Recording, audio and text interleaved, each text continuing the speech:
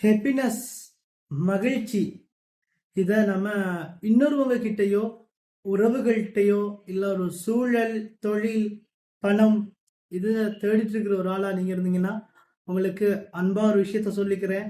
நான் நிறைய நாளைக்கு பிறகு கற்றுக்கொண்ட ஒரு விஷயம், மகிழ்ச்சிங்கிறது இன்னொருவங்க பேசுறதுலையோ இன்னொருவங்க பாராட்டுறதுலையோ இல்லை சூழல்கள், பணம் அதுலெல்லாம் இல்லைங்க. உண்மையான சந்தோஷங்கிறது அது நமக்குள்ளேயே இருக்கு.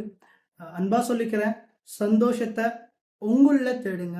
உங்களுக்குள்ள இருக்கிற விஷயங்களை நீங்க பாராட்டுங்க. உங்களுக்குள்ள இருக்கிற திறமைகளை நீங்க வளர்த்துக்குங்க. உங்களை நீங்க மதிங்க. செல்ஃப் ரீதியான ஒரு அன்பு இருக்கணும். அதனால உங்களை நீங்க உயர்வா நினைங்க. உங்களுக்குள்ள இருக்கிற ஒரு சின்ன சின்ன வெற்றியையும் நீங்க கொண்டாடுங்க. மகிழ்ச்சி, சந்தோஷத்தை இன்னொருவங்க கிட்ட நம்ம தேடினோம்னா அது இல்லாதப்ப நம்ம வாழ்க்கை ஸ்டாப் ஆயிடும்.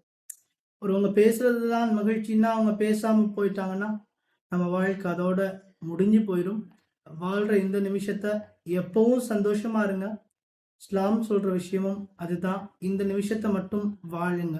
எதிர்காலத்தில் என்ன நடக்கும் பயப்படாம, நடந்து நினைச்சு கவலைப்படாம சந்தோஷமா இருங்க. லாஸ்டாவும் சொல்றேன், சந்தோஷம் அது உங்களுக்குள்ள இருந்து உருவாக்குங்க. உங்களை நீங்க நம்புங்க. ஓகே, புரிஞ்சிருக்குன்னு நினைக்கிறேன். புரியலைன்னா இந்த வீடியோ இன்னொரு தடவை பாருங்க. அடுத்து என்ன வீடியோ பண்ணலாம்னு கமெண்ட்ஸ் பண்ணுங்க. சந்தோஷம் அது உங்களுக்குள்ள இருந்து வெளிவர வேண்டியது. ஓகே, நெக்ஸ்ட் வீடியோவில் சந்திக்கலாம்.